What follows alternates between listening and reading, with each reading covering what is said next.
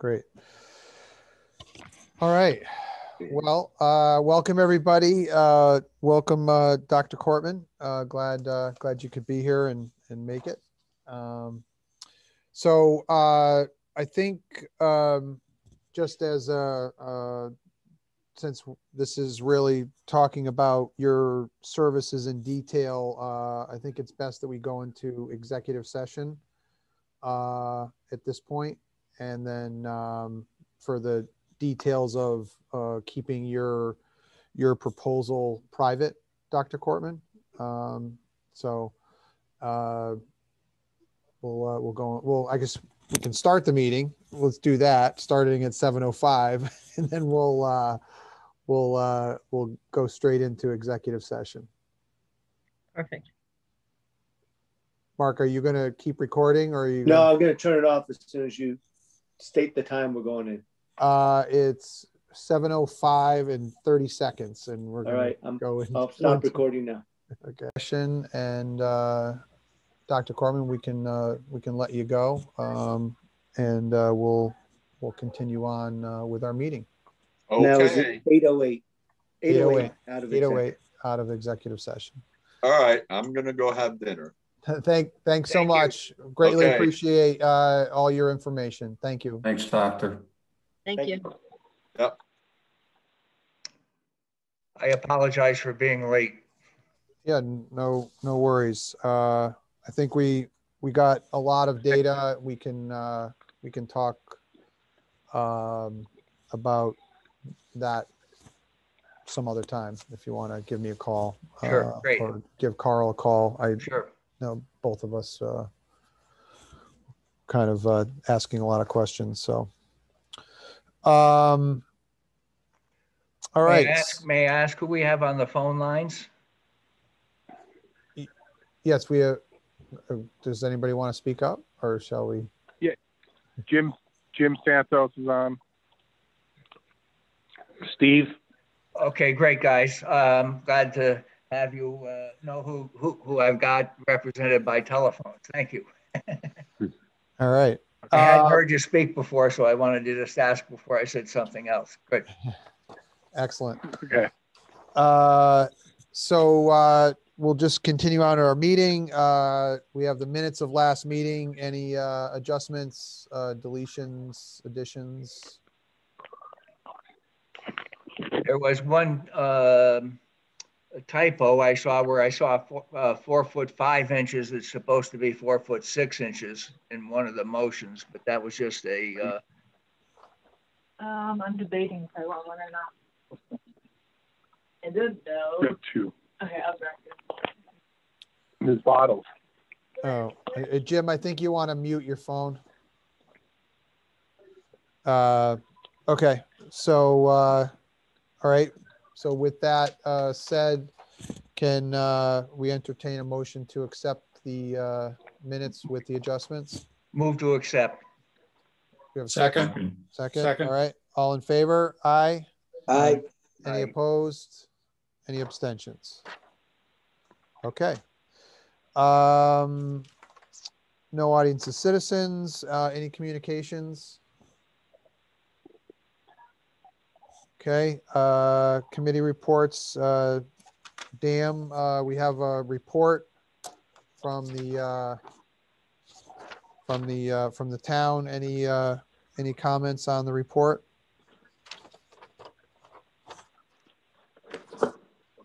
That we should submit it. Okay. All right. So that's good to go.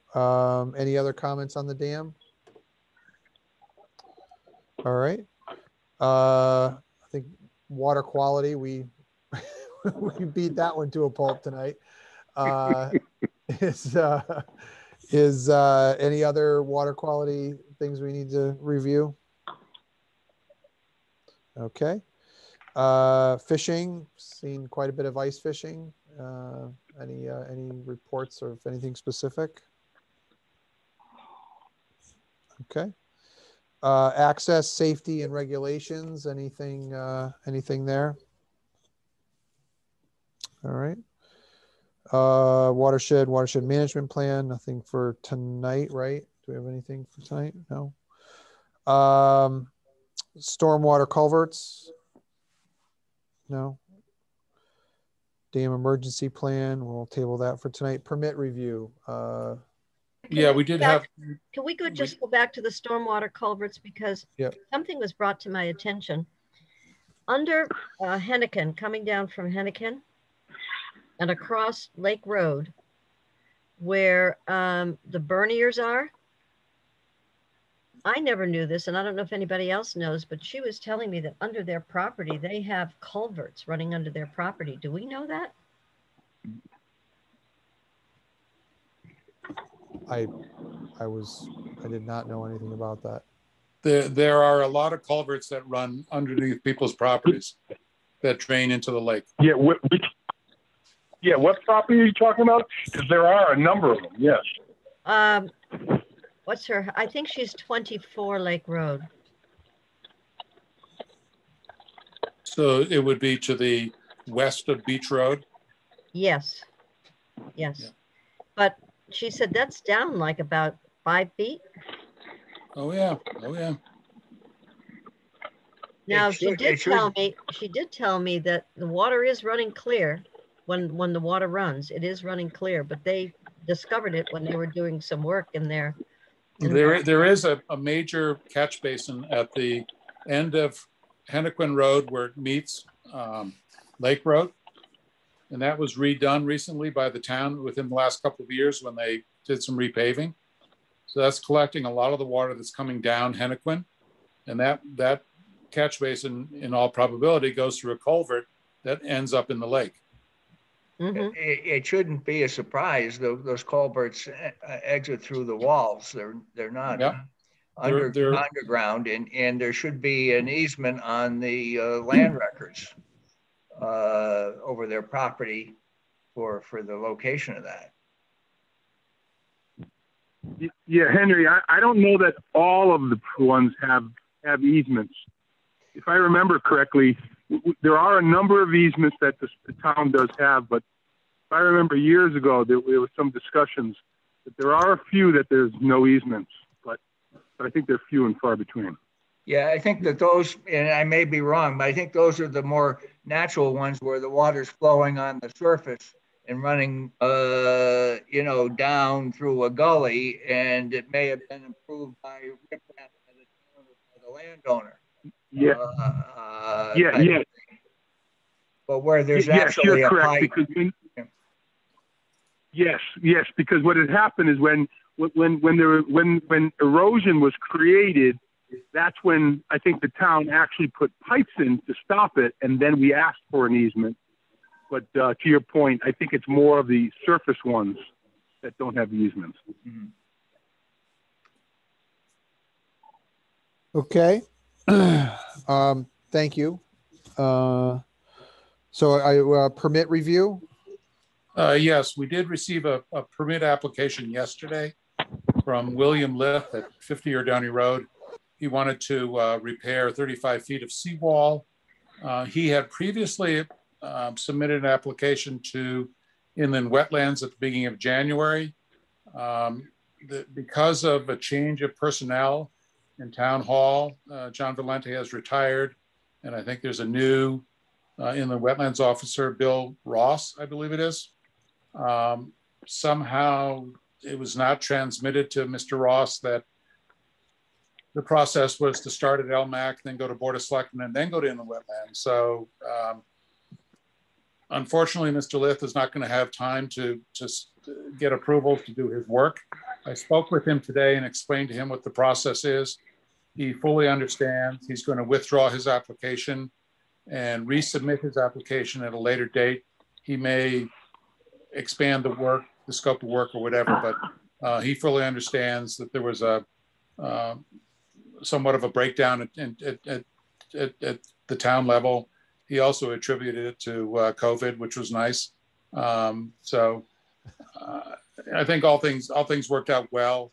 He fully understands, and actually it's better for him because I think he wants to expand the scope of work. He was limiting the scope of work because he thought he had little time to do it. He now understands that if he goes to next fall, he will have a good 3.5 months worth of, or 4.5 months worth of time to do the proposed work that he would really like to do. So, Bob, so I what's think his that's name? William Lyth, L-Y-T-H. Okay, thank you. At 50 Erdoney Road. Again, he submitted something. He's going to withdraw his application. So. Okay. Excellent. Budget review. Anything there right now? Well, do you want to make any adjustments based on tonight's meeting to your request? Because it looks like we've lowered it some based upon our conversation. Yeah. What did? Not, yeah. Not what much, right? Yeah. What did we? What did we request? My apologies. I believe we requested everything but the scuba diving the first time around, so that we had a placeholder in place. Which also included that, I think you had included the 3,000 piece of equipment. I know, Henry, no, we only put the 10,000 in, didn't we? Yeah, we did put the 10,000 in. Right. I don't know if the 3,000 is in there. Hold on. I don't have the budget with me at the moment. Okay. But it looks like we're at 19.4, including the 10,000 from what I added up. Well, if his proposal is 19. Well, his was the 1643 plus the 3,000 for the lab work, which is the 1943. Yep. And then you'd have to decide in the capital side for equipment, do you want the $10,000 piece of equipment and the extra $400 for sampling too? But he said if we got that equipment, we'd be able to reduce some of his sampling budget. My guess is we could reliably, he said as much as 5. I did a quick calculation to say 3,500, but maybe we could say we could drop that 19 to 15 plus the capital of 10, if that's doable. He said he could take 4,000 out of his field sampling prep $6,000 quote, which is part of his $16,000 total. So you're right. I think you could knock 4,000 out of that 16,000. Out of the 19. Right, out of the total of 19. Yeah, out of the total of 19, I think it becomes 15 if we add the 10 for the equipment. But the question is, who's going to do the testing? Is it the town will? Well, we're going to get volunteers to do that. I'm online to be part of that. Okay. What are the nutrients we're looking to test, and how often are they being tested? About 4 times a year. Yeah. Okay, that's easily. And how many are there? Henry, your microphone's not working. I don't know if you're close enough or. Is that better if I get closer here? Okay. Yeah. How many nutrients are we testing for? Are they all done with this measuring equipment, or do we have to actually use mixed chemicals and powder pillows and stuff like that? He didn't get into that, Henry. He did talk about a couple of other lakes that are doing this testing very successfully. Yeah. So I don't know how involved it is. I will say that Mary had some concerns about getting enough volunteers to do this and having the bandwidth to do it. So, maybe 4 times a year is not that big a deal, but. Yeah, I think it's a job for 2 people. Wasn't Pardon? Wasn't Gardner Lake one of them where the volunteers are doing it? I thought yes. If it isn't Gardner Lake, maybe we could go meet with somebody, the people that are doing it, and understand exactly what's involved and how hard it is, and just different information. Mary and I attended a video seminar in October where they people were out in the boat and they did these tests. And that may have been Gardner Lake. And yeah, I think they're manageable, but I think there is going to be a ramp up curve. So I'm rather than cutting us out so we run out of money, I would say, why don't we take half of that 4,000 out, and then with the understanding we may have a surplus, because I don't know when those 4 are to be run, but to be up and running full speed, it may take us, a little bit of time to get there.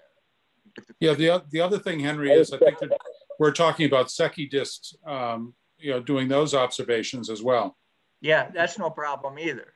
Yeah. Yeah. Pardon? We do that now. No, we don't. We haven't been. We had done it in the past. Can't hear you, Henry. We had done it in the past, but we're not doing it now. We have not done Secchi discs for at least 3 years. Okay, but we used to do those Secchi discs. Marine Patrol used to do the Secchi discs.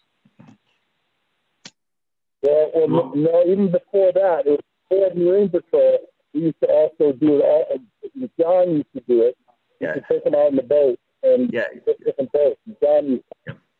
John Chick and my father did it for a number of years, and I still have the buoy that says "Don't move per order of the selectmen" that was anchored down in the Dam Cove, where the site was for those readings to be taken. Mark Coleman did them when he was head of Marine Patrol, and I did them after he was head of Marine Patrol for a few years, and then I stopped doing them. No, I understand that, but prior to that, Chick Shippen also used to do them, and we also used to do once a year, and we used to have our meetings on the lake once a year. We used to do the Secchi disc just to show everybody how it was done. Yeah, that was the July meeting. Yes, right, exactly. Mark, so, that you could reinstate, but again, it's an idea. I do agree with you that if you put the money in, it could help us ramp up to it if that's what we decide to do as a group. And Mark, in your budget numbers, do you have the feasibility study included?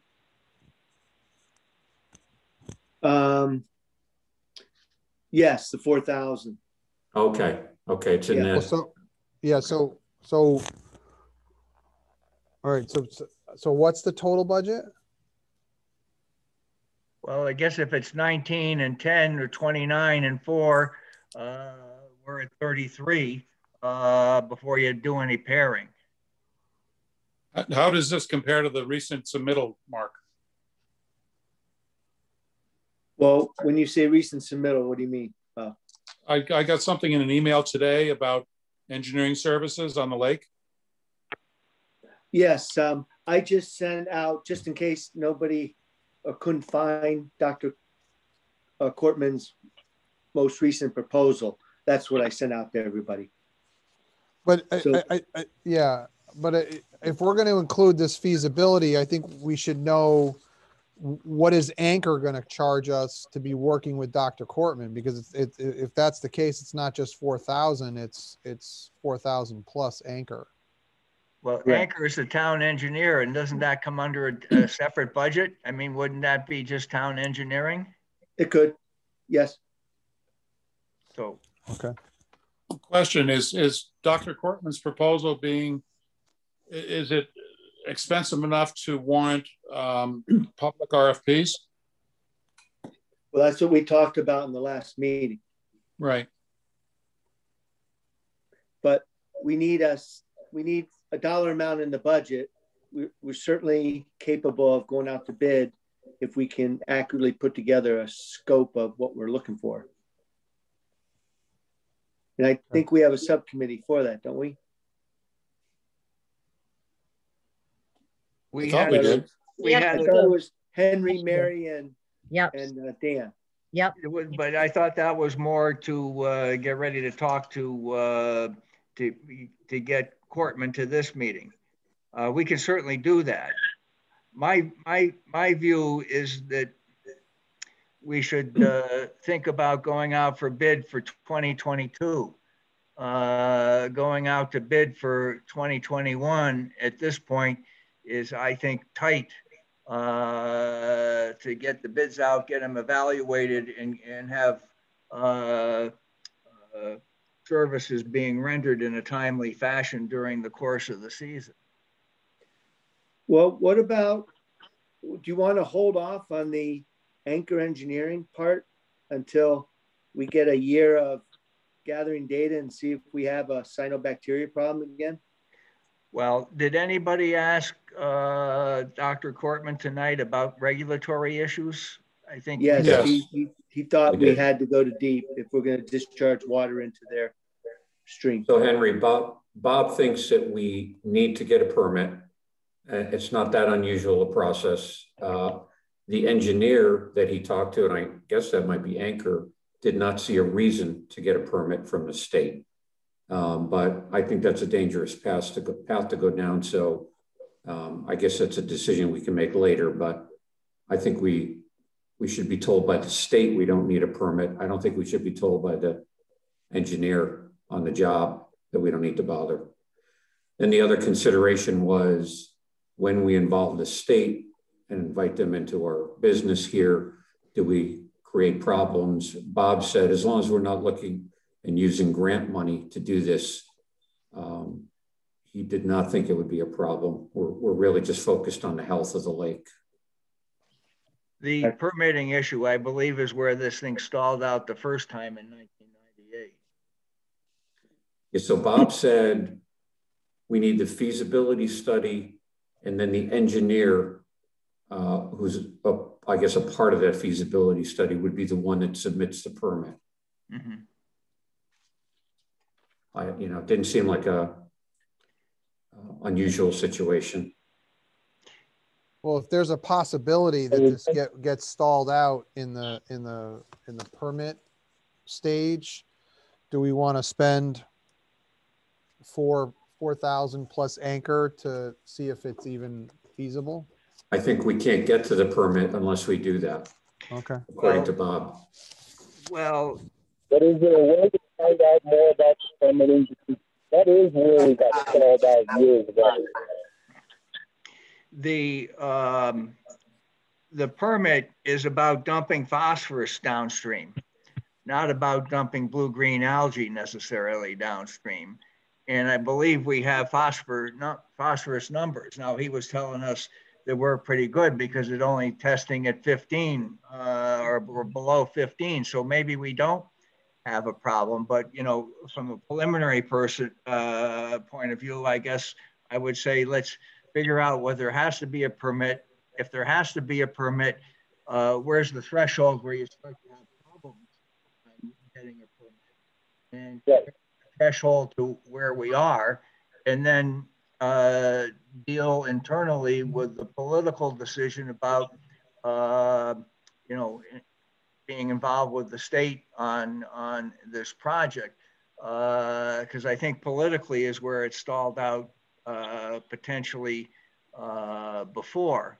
But we are involved with the state, obviously, with the regulations of the dam. We are involved with the state in fisheries and everything else. So, I think that looking to get a permit from the state is not something that should stop us from going forward. But if we found on a preliminary investigation that the state frowns on dumping phosphate downstream, or they're going to regulate the amount that we can dump downstream,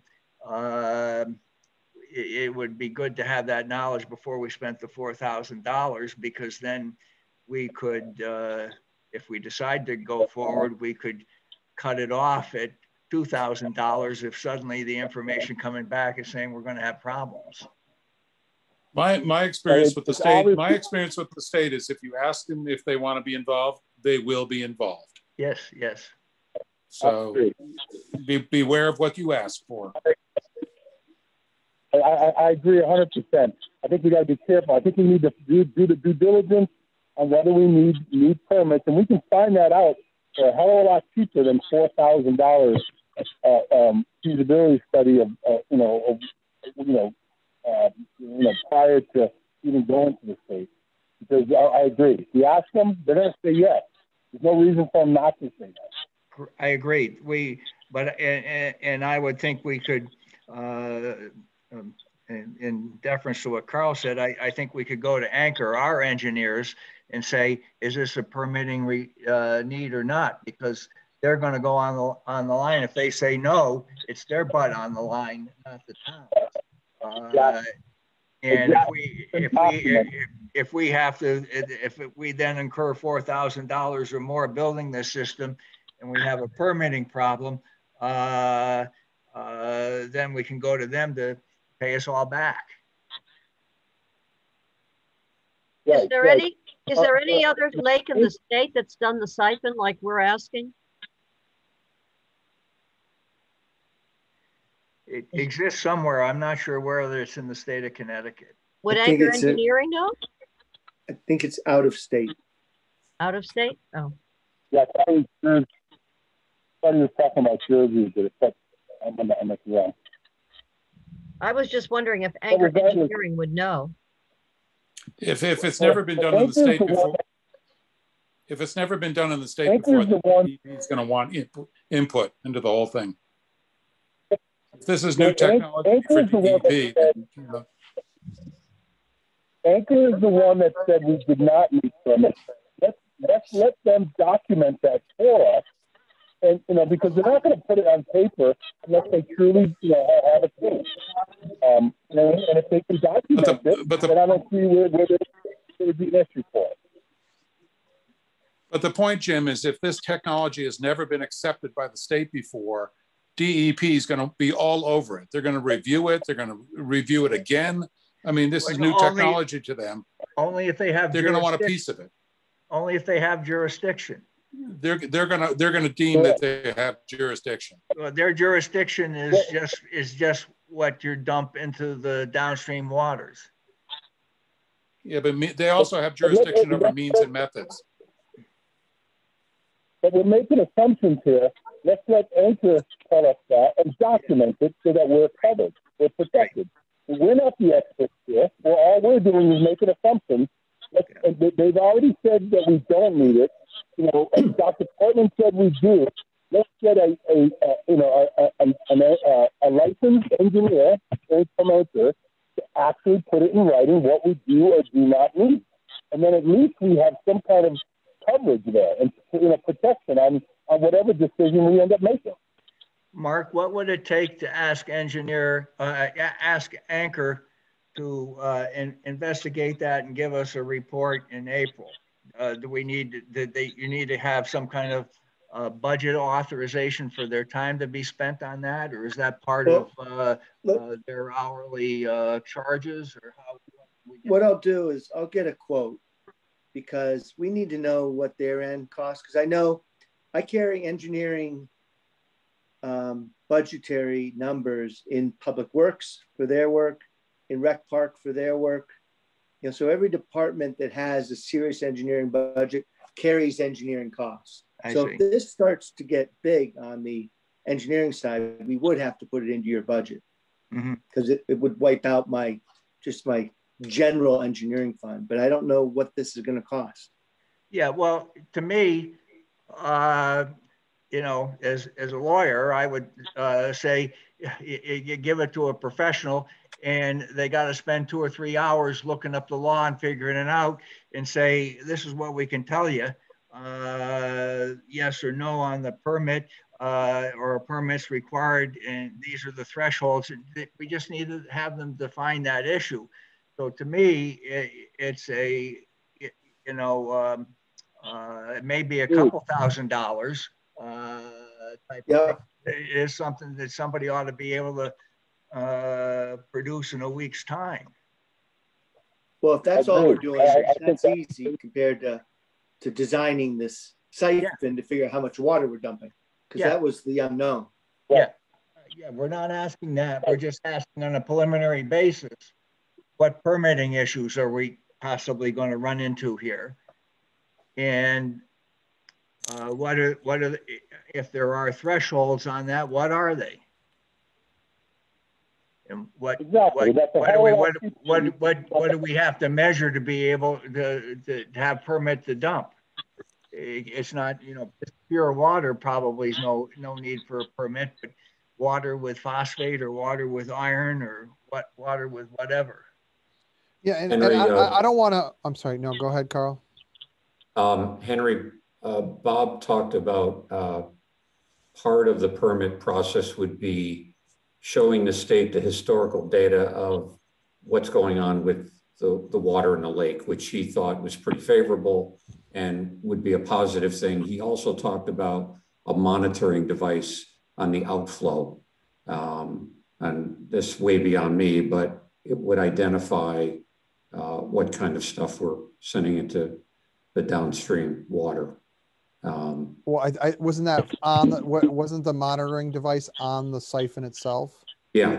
It But- would probably measure the either the the ion, the chemistry of the water from a point of view of acid or basic, or maybe even to detect phosphate as parts per million. Yeah, he didn't get into it, but I imagine those kinds of things. So, but so the goal again, of, that would come from the engineer to tell us exactly what needed to be done, and if there were thresholds, from that monitoring. Let's get a licensed professional tell us that, and then we can make a decision, because Dr. Cortman did not know that was, he didn't say that is what is going to be required. He made an assumption as well. That's what he feels, should be done. But again, I totally agree that we should get an engineer who's licensed in this to give us an opinion. That it's not going to cost very much, and then we'll have a document that we can actually make decisions off of, and decide if we want to go forward with the $4,000 or whatever. Yeah, because this thing also may implicate what we're already dumping, and that may be part of why people decided to leave well enough alone back in 1998, because we were, we dump water whenever we decide to open the valve. well, so I just want to get back to, or I just want to, I guess, ask the question. We talked about in one part of the conversation, at least as I remember it, that the point of all this testing and buying this equipment was to try to determine the root cause of the cyanobacteria. Is that accurate? I think Yes, that's what it was, Mike. Yeah. well, that's Okay, possible, but it also was designed so that we have a chemical map over time of right, what's but going on in our lake. well, wait a minute. Let me finish so if the point of all this testing is to determine the root cause of the cyanobacteria, and if that assumption is accurate, then what is the point of putting in the siphon? Did I hear him also say that was to help mitigate or reduce the bloom or patches of cyanobacteria? He said possible. It's really to Also dump to reduce the phosphates. It's really Yep. the nutrients, which are the rate determining step of any algae growth. So we're starving blue green, and we're starving green, whatever, if we're taking heavier phosphate out of the lake. Fair enough. Okay, I was just trying to understand. Are we spending $4,000, $6,000, $8,000 on developing a solution to a problem that we don't really understand the root cause of yet. And again, that's just a question from limited understanding. The siphon, I don't think is associated with the blue-green problem. They're two separate issues. Okay. There's a corollary effect. It could benefit if we get phosphate out of the lake. It could reduce the blue-green because there's less phosphate that's going to mix in. And the testing may give us information that's helpful in that, but the idea of the testing is to, again, to just have a constant picture over time of the health of the lake based on a half dozen chemical variables, similar to what was being done between 1980 and sometime in the early 2000s and continued with the Secchi disc until Bob stopped making the readings. I'm not all that confident that we're, just to bridge on what Mike is saying and what I was saying before, I don't think we're addressing the source of the problem. I think we're being retroactive or reactive and trying to deal with the problem. We're not dealing with the source of the problem. The source of the problem is the nutrients. And where do they come from? Where they come off of the water that drains into the lake. Well, but Dr. Cortman was not going to address that until I mentioned it earlier today. The source of the problem is that phosphate, a body of water is a phosphate sink. Phosphate gets into the water and it doesn't cycle back out. The nitrogen nutrients, the oxygen, all the other dissolved things in water will eventually filter, cycle back out of the water, but the phosphate stays. So over time, phosphate builds up in a body of water and it becomes eutrophic. So the proposal we have from Dr. Cortman is a reactive proposal. In other words, it's dealing with the issue in a reactive sense. In other words, we're cleaning it up. We're dealing with it. We're not going to the source of the problem. Well, what do you think? It is the source. If you don't have phosphate, you don't have blue-green algae. We know. But we're removing the phosphates from the lake. How do they get to the lake? How did they get to the lake? Yeah. Well, they get to the lake. That's part of our phosphate overlay zone regulation. It's all part of the same process of controlling phosphate levels in the lake. But if we have phosphate levels at a high level and we have to deal with them, then the overlay system is not working. No, well, the overlay system is working because it has reduced the phosphate levels. The phosphate level is good. It does concentrate in the bottom when you get a thermocline, so it does give you the opportunity to get rid of some of it. And so if you're looking to deal with the blue-green algae problem, what you have to do is look at what change the limiting factors and make the limiting and starve it. And phosphate is one of the things that will be beneficial in that process. But we're not. This study or the service that Bob Cortman is going to provide doesn't limit the phosphate. All it's doing is removing the phosphates. We're not going to the source. Well, the source at that point is the phosphate at the bottom of the lake that's already there. The source that's uphill, we're trying to control through the phosphate overlay zone. We're trying to control it from multiple different directions. But is that system working, Henry? That's my question. And if it's not working, then is Dr. Cortman the right person to tell us how to make it work better? Well, I mean, we've got 3 years of algae blooms that we've never seen before. Things are not getting better, they're getting worse. Why are they getting worse? What's the source of the fact that they're getting worse? The siphon system is great, but it's a reactive system. I want to be proactive. What is the source of our problems?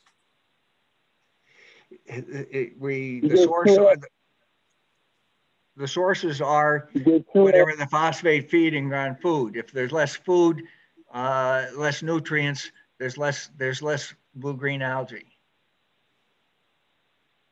And there are less mats, there's less skims on the surface.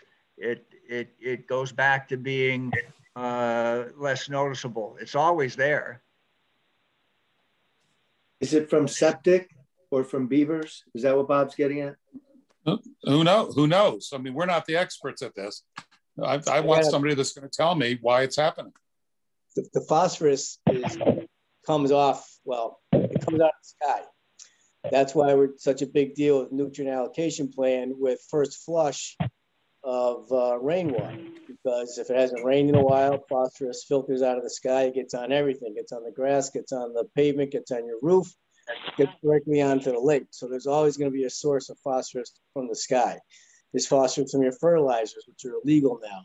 There's, except in farm use, that's legal, I think. It's illegal for for you're putting down new grass seed and stuff. The whole issue about looking into the catch basins is another place to reduce the source of phosphorus. So Henry's right, it's a multi-pronged approach, which is getting better and better over the years.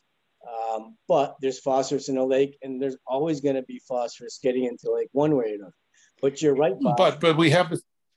Yeah, with all our. We have this anomaly. Yeah, well, all right, and I can tell you one of the last 3 years of having this algae bloom. Okay, well, that we've never had before, and why is that happening?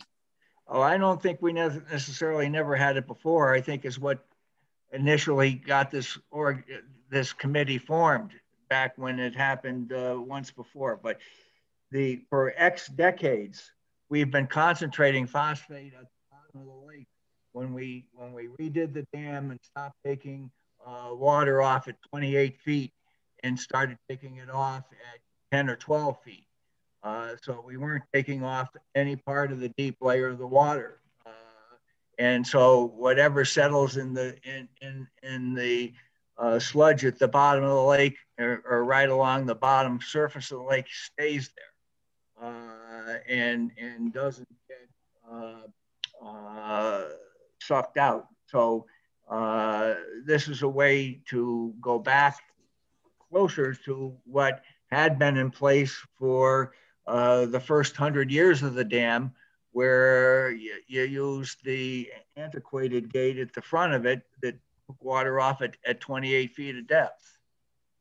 And so that's at least the theory. I can't tell you that that's true, but that's one thing why phosphate may be fertilizing more blue-green algae at depth, because we've allowed the phosphate to build up down there after thermocline set up, because we haven't been draining it at that depth for 50 years.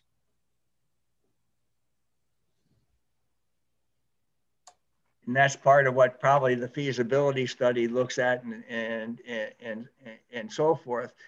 But to go after it, I'm not confident, Henry, I'm not confident the feasibility study is addressing the source of the problem.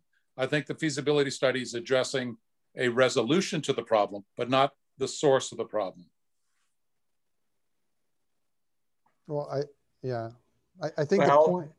Doing the chemical test will help identify the source of the problem, because if we find the concentrations at the depths, we'll know what the nutrients are down there, and we'll have better information to know that it's not what's coming through the culvert, it's what's already down there. And we can do the tests. These tests can be run at each one of the culverts if we want to do that. And so forth. So we will be gathering the information to try to help identify the source. It's all an interrelated activity to know more about the chemistry of the lake over time, so that we can do these things. the source of the blue-green algae can easily be a fish that one of the eagles dropped into the lake 5 years ago. And it's multiplied phosphate. I mean, there's any number of potential sources, and we and you know, one of the things that he wanted to do again was to do that scuba diving thing. But I think that scuba diving thing is more aligned. What you're talking about is just identifying, you know, where the problem is. It's not saying how it got there.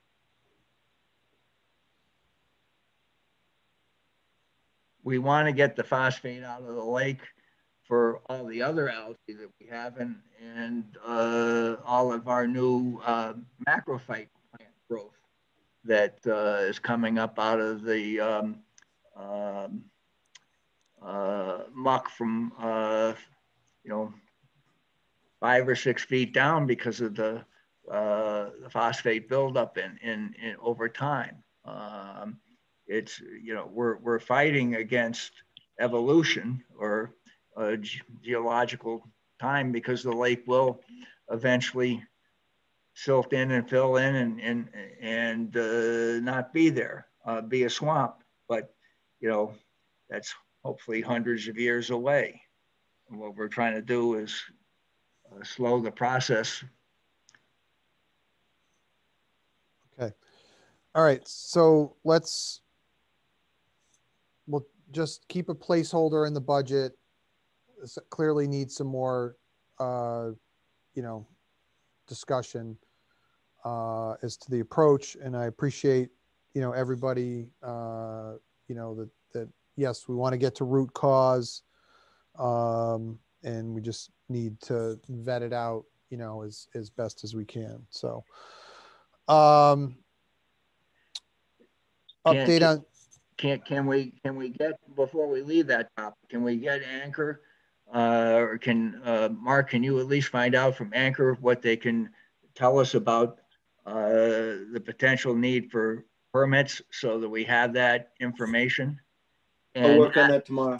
Ask them, if we get into permitting for the siphon, what is the risk that we're going to have to get into permitting for what goes through the dam as it exists? Okay. Because I think that's what stalled it before, was not opening another can of worms. I'll start that tomorrow. Thank you. Nutrient allocation revisions. Anything? Yeah, so I was at the B&Z meeting this past Monday. Not this week, the week before, and they did not have time to take that up. Just gave a little quick overview, and so this coming Monday is when they're going to dig into that. Okay. And any other items for tonight? Did people talk about the lake level and filling the lake for the summer, or did we not deal with that earlier because Bob was here? No, we never dealt with it. No. Right now, we do have the ice melting, and we're going to have to make a decision on when to start filling the lake up again when we feel the ice won't cause damage to the docks. So it is starting to melt. According to Mary, tonight, I asked her if she could look out and tell me what she saw. She said, from Woodland Terrace view, lake edge is open with no ice on their side and Route 87. Similar on Eridoni, although there's still ice fishing last weekend. Typically with a mild, warm March, we start bringing the lake level up. I've got ice within a foot or two of my shore here, and we had guys out fishing today right out in front of my house. Yeah, they're fishing. Do you know how thick the ice is, Dan, by any chance? No, I haven't been out lately to see that, but if they're out there, I got to guess it's at least 4 or 5 inches. Typically, the ice on average goes out somewhere between the 15th and the 20th of March. we're having, we had a cold snap at the end of February. We're having a little cold snap here. Weather can catch up, but there could be a delay. We really need to get to a point where the ice pack is floating all the way around and has at least turned that gray that suggests that it's changed its chemical structure to be more easily, broken up when it goes to shore. It kind of gets like a polymer structure. So at this point, it seems that the water's down far enough so it isn't hurting anybody's docks anywhere. Is that correct? I believe so. And it looks like next week we're going to be in the 50s. So it should start melting quicker next week. I don't think we need to wait until the ice is completely gone to start to let the water in, but I do think we probably need to keep it at right around 4'6" at this point until it's thinned out some, or there's a big open spot in the center. I think we're past the point in time where we're going to have any problem from ice expansion because of how the shorelines have opened up and the thickness and the ice has become more plastic. You could hear it undulating in the wind the other night. Yep, I agree. But it still is of a formidable force for wind driven to take out people's docks if we let it come up so that the foot of docks were in the water. But it will mean that rather than have a full lake by April 15th like we did this year, it'll be a full lake hopefully by sometime later in middle May. We don't seem to be in a drought pattern at the moment. I agree.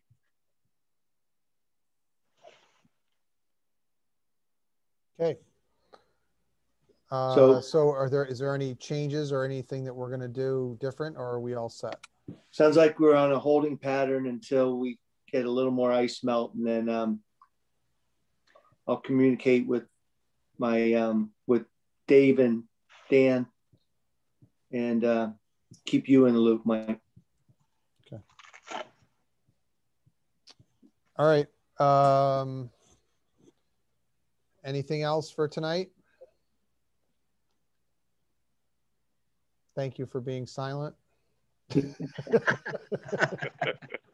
And thank you to Dave. Dave, thank you very much for joining us tonight. Someone give him a call later. Yeah. Pour some coffee over. Peace out, Dave. We're leaving.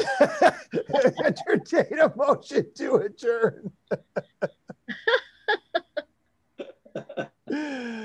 Did I hear a motion? I think Dave made it. I think Dave made the motion to adjourn. Sorry about that. As soon as Henry got on, he went out. Yeah.